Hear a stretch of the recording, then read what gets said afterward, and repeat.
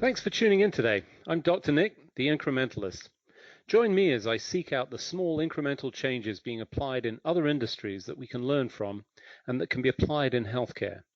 Can these changes bring immediate value, but also add up to the big improvements and revolution we need in healthcare? Come along with me to explore the possibilities. My innovative guests from around the globe have used small incremental improvements to achieve their moonshot. And today I'm delighted to be joined by Roberta Mullin. She is the editor-in-chief of Answers Media Network and also for Healthcare Now Radio, and Dr. Gautam Gulati, or also known as Dr. G. He's the founder and CEO of the Well Home and founder of Well Played Media. Thanks to both of you for joining me today. Thanks for having us. Great to be here.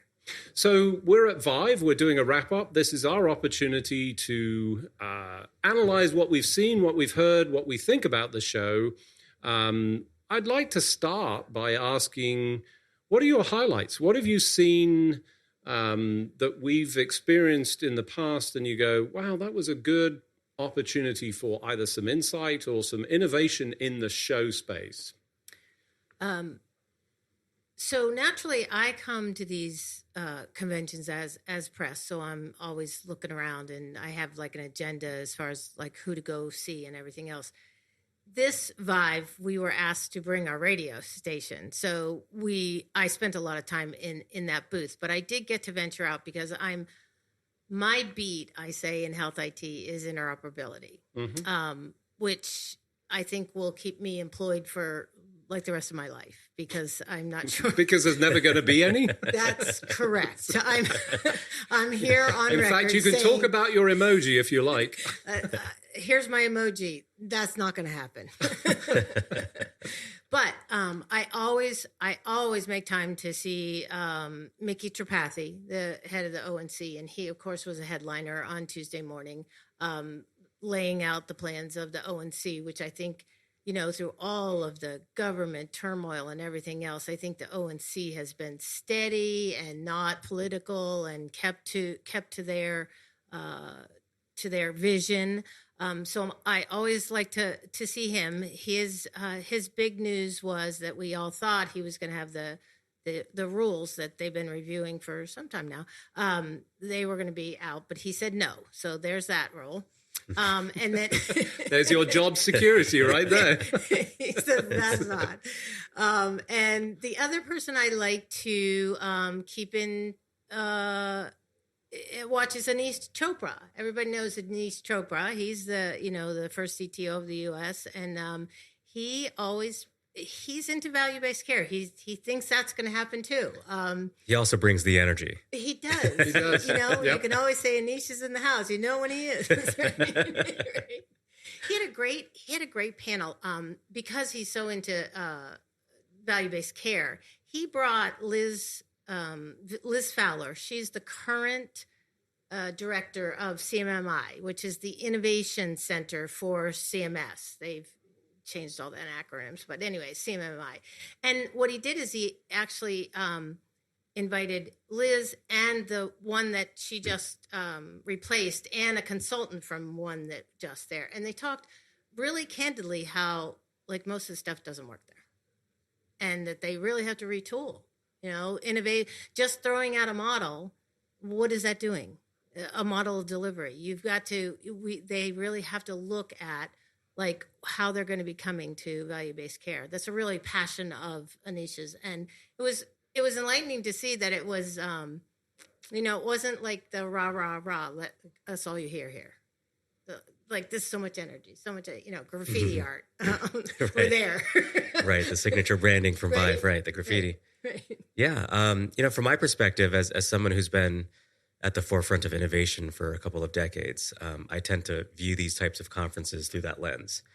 And I look for patterns. Having come into these events for a number of years, I try to look for patterns over the course of the years.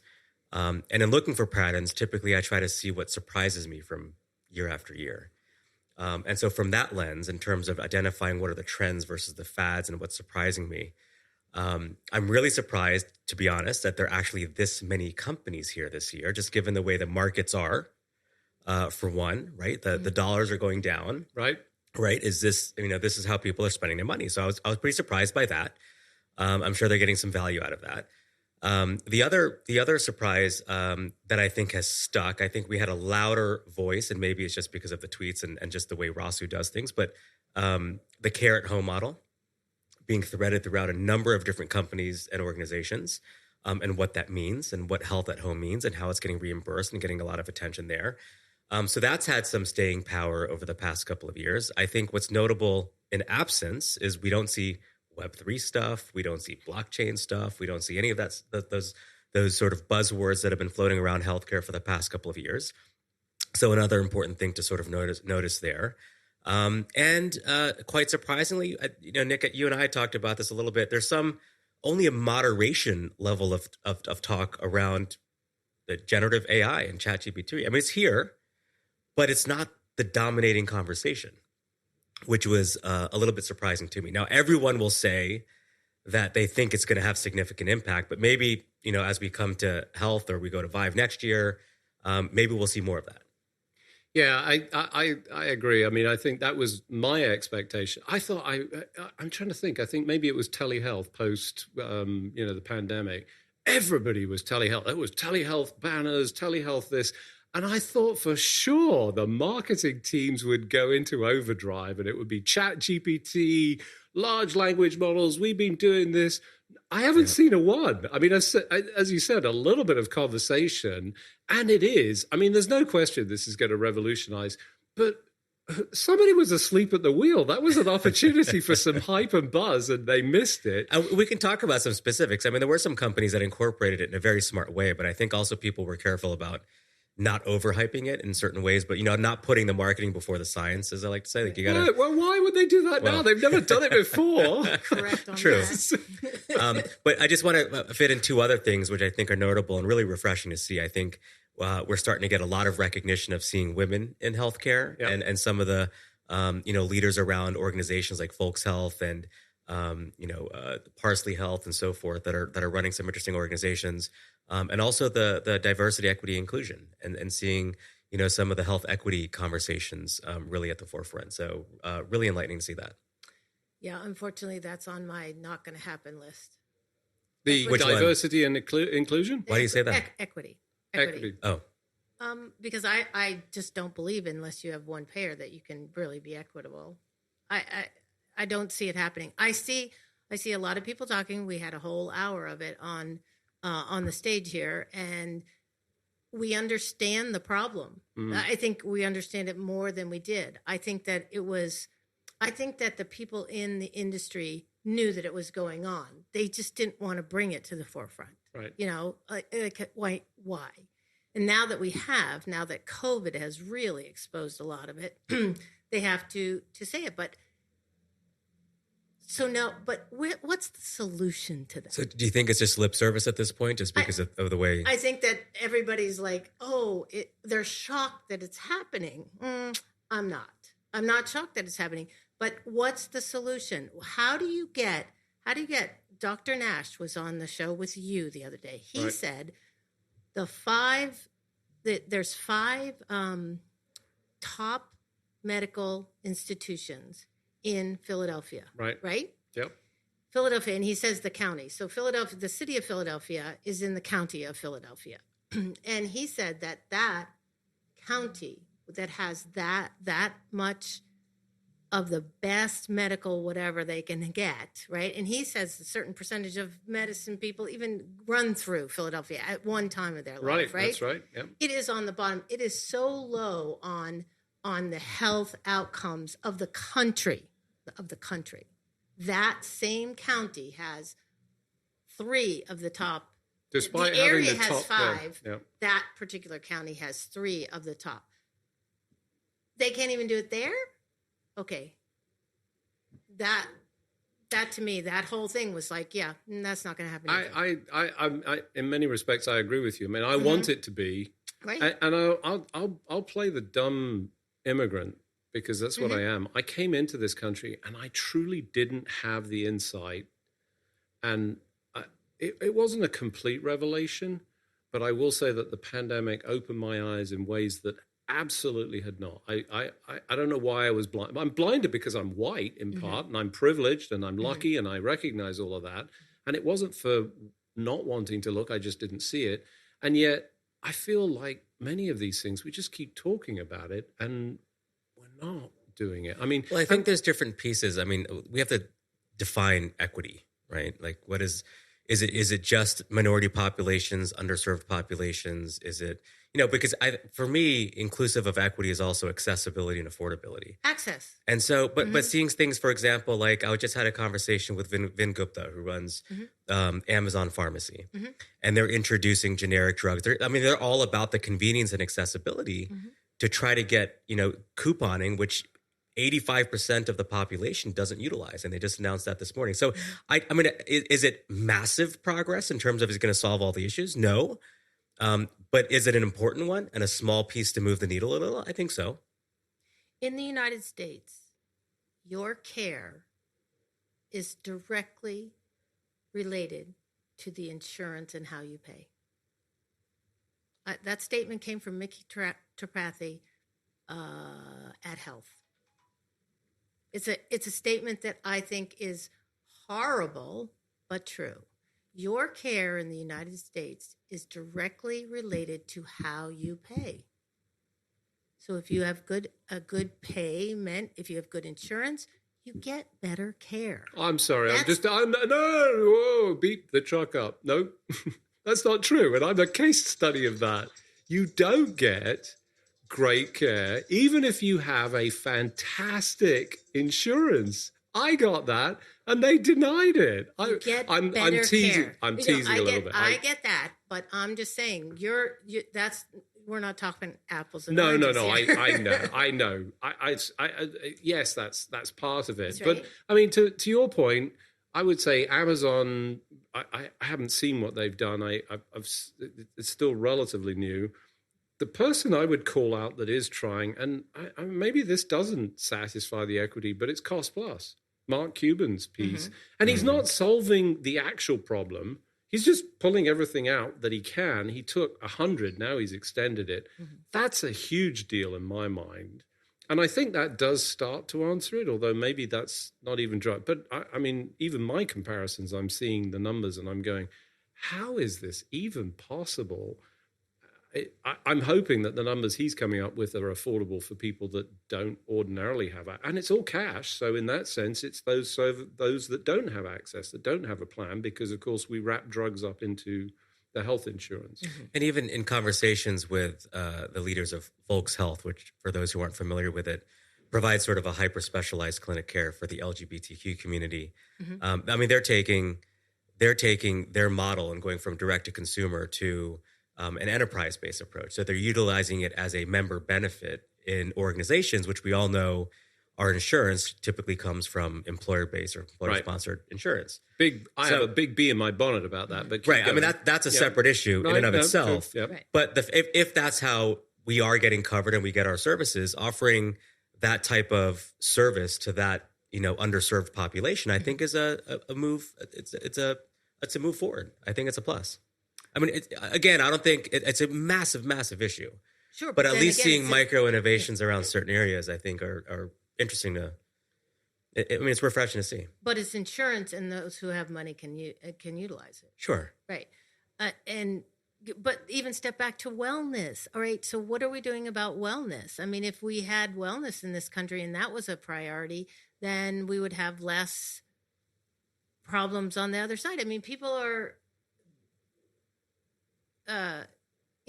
Well, food as medicine has now stepped forward as that's great, as popular in conversation. Right? But again, that feels an awful lot of lip service. Although there is one group that's I forget what Instacart was here and representing significant. Yeah, but I think Farmbox is the one that's actually trying to deliver food, and incorporating.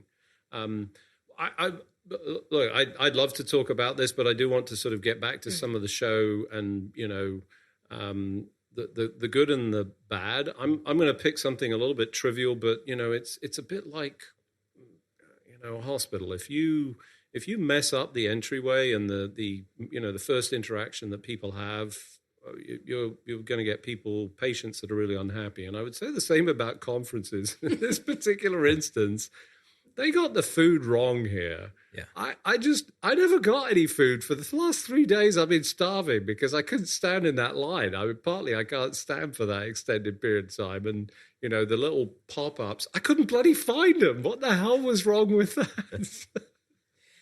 And here's the thing that some people were like saying was a great deal, and I thought it was pretty good too, that they actually had the menu on their site and in the app, and you could.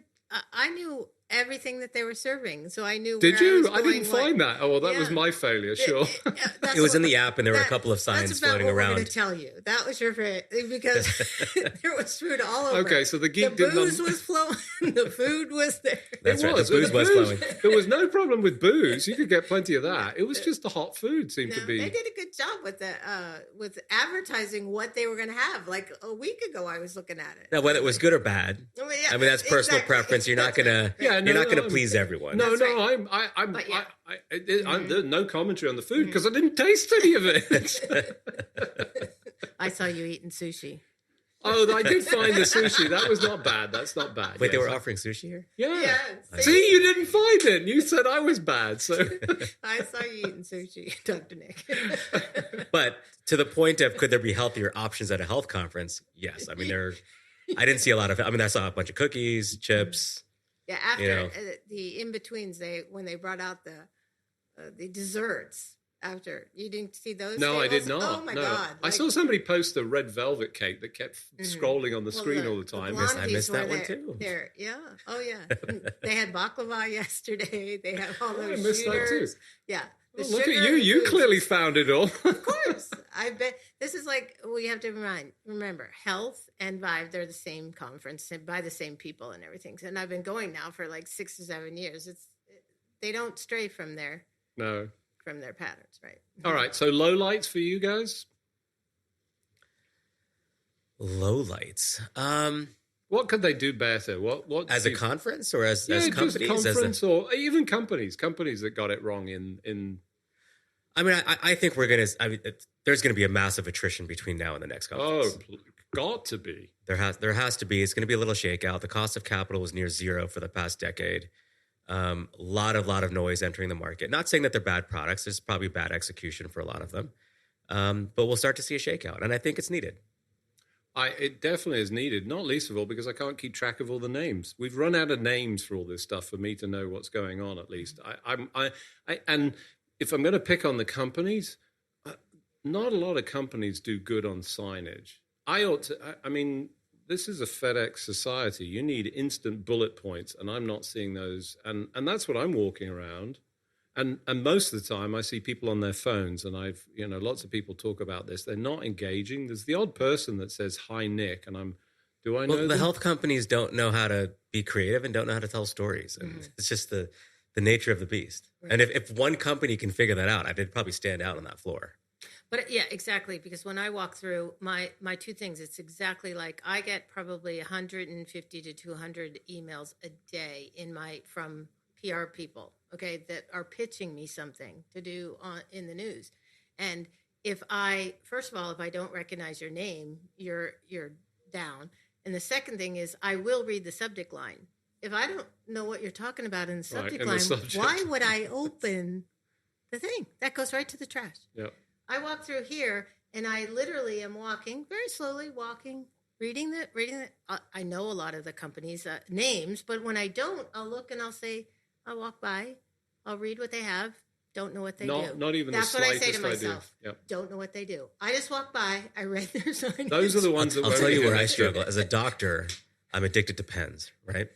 And so when you walk by a booth, I'm staring at the pen. I was like, is that a pen I want? But I don't want to make eye contact. Right, exactly. Because if I do, then I have to stop and talk. Yeah.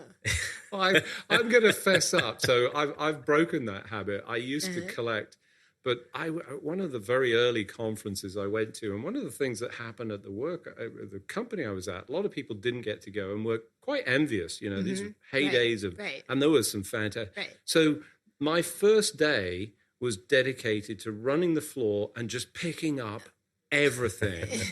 And I literally packaged it up, FedExed it to the company headquarters for distribution. Right. And I kept a few things, and, I scored all. You know what? I think it was about 5-10 years later, I'm looking in my basement, we're doing a clear out. Everything was there, all this junk. So I collect nothing. I don't even have a pen. Actually, I may have a pen, but it's the Scottish Malt Whiskey Society. So that definitely wasn't here. So I know I didn't pick that up. I have a sister who's a teacher in the Philadelphia school district, and she always wants pens. So I pick them up for her, and then I bring them for the kids. Yeah. And I've also talked to some of these people, because if you're here and afterwards, they throw most of that stuff. Yeah, that's right. They throw a lot away. And I say, why don't you get with the local schools and at least drop the pens off, because she gives them out all year. I always bring her What a great idea. Yeah. I mean, I just recently read or listened to a whole story about hotel soap, which has always bothered me. Yeah. And there's actually a company that takes that and has created a financial track to allow it. They get the hotels to pay to take it away, and then they mulch it all up and then send it out to all the countries that need it, where the kids are dying from diarrhea because they couldn't wash their hands. Right. We could do the same thing with all that stuff in schools. What I do great with the idea. backpacks too. I send all the backpacks. Hey, Vive, listening to this, you could set this up and actually do this, or health. I know that's the head. And you just need to do the local one. You just tell the local school that I've got 6, cases of pens coming over, and they will gladly take it. That's a great idea. Teachers that are using their own money to buy supplies. We're in a city. Every city has like the Brilliant idea. Financial problems, just like the hospitals and everything else. So we're going to be promoting Ozempic on pens to kids? Exactly. I think we'll probably have to be careful about what's on the pen. But Exactly. They won't know. Well, they can Google it, unfortunately, or chat GPT it at this point. Okay, so thinking about next Vive, what would you be I've heard you. I agree with you. I think attrition rate. I want to say it certainly used to be 50%. I think it's going to be at least 50%. Won't see of companies that are here. Well, where it's going to be, LA. The next Vive. The next Vive is in LA, end of February, and it will be at the Los Angeles Convention Center. So I think that's going to be a constraint right there, right? Because of money? Well, I think LA is West more Coast, expensive? Well, everybody going out to West Coast. Yeah, I think so. Okay. Well, I mean, I think they're going to be lost because they're not, they haven't focused on the funds. They don't have an actual solution that people are going to buy. Yeah. So I think we'll see. I think it's going to be another. So we'll see a loss. Yeah. So I don't know shrinkage necessarily, but what do we think is going to emerge? I'll take the easy one. Chat GPT is going to be absolutely front and center, not as maybe Chat GPT, but some variants of all of that. I have to say, the only person I talked to about that subject, I had lunch with the first day, and it was an AI company, and the guy that was sitting there, and so of course we said, "Well, what do you think?" And he goes, "That's not going to happen. It's not. It's not." What do you mean? That's not what? Like what? Like with 2 minutes time. He said that technology is not going to be what everybody's saying it's going to be. Oh, I disagree with that. I think it'll be that and more. I absolutely, it's going to be that and more. What was he smoking? He was eating the lunch. Well, that's it. That's like back in the mid '90s. Like, what is this thing called the internet? What does it do? That's right. Right. Yeah. Nobody's ever going to use that. Somebody should record him saying that and then track back 20 years. Notably, you noticed you didn't tell us who it was, right? I'm not asking. No, I can't remember. I can't remember because obviously it didn't make an impression on it. I just kept looking at Carol. No, I think that's absolutely going to be big. What else? Yeah. What do you think? Home health, clearly, from your perspective. Right? Certainly home health, absolutely. I think we'll see a lot of new models being delivered around that. I'd like to see a lot of policy moves when it comes to home health. Oh, yes. Yeah, So I agree with you about Tripathi, phenomenal. And, that's one of the things about Anish. He's connected, although he's outside now. I think that's part of what he brings, not only his connections and his energy, but his ability to navigate that. I mean, I'm clueless when it comes to that, but we need people that really bring the difference. I've had some great conversations with some really interesting companies. So policy is essential. Some acceptance that we need policy and government oversight, maybe. Yes. Yeah. Yeah. I think so. I think we'll see a lot of M&A over the course of the next year. Oh, yeah. Maybe that's some of the ways they'll just wrap up some of the technology. I mean, there'll be fire sales for a lot of companies, for sure. Good bargains. All right. Well, unfortunately, as we do each and every week, we've run out of time. It just remains for me to thank both of you for joining me on the show. Always a pleasure to catch up, even better to catch up in person. Roberta, Gautam, thanks for joining me. Thank you. It was a lot of fun. Yes. Great conversation. Thanks for joining me today. Do you have any better ideas, or have you found a small incremental change that's brought about a big improvement in your world? Let's continue the conversation on our hashtag, The Incrementalist, or share with me at DrNick1 on Twitter. You can find more information about the show on our program page at healthcarenowradio.com, and tune in next time to hear my discussions with leaders and innovators from around the globe who've revolutionized their space by using small incremental improvements to achieve their moonshot. I'm Dr. Nick, the Incrementalist, and I'm starting a revolution through evolution.